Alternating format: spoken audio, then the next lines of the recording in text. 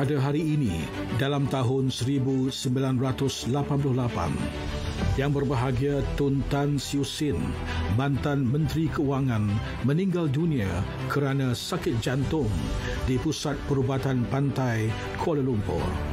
Mendiang yang berusia 71 tahun meninggalkan seorang balu dan 3 orang anak perempuan.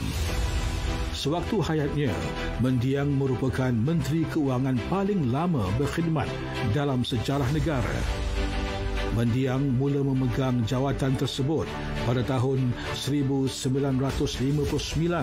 sehingga 1969 sebelum dilantik sekali lagi ke jawatan ini pada tahun 1970 sehingga bersara pada 8 April 1974.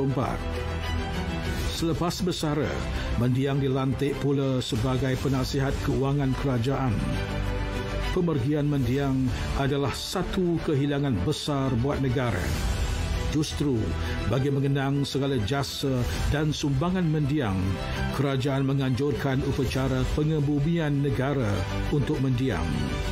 Jenazah mendiang dikebumikan di Bukit Piatu, Melaka.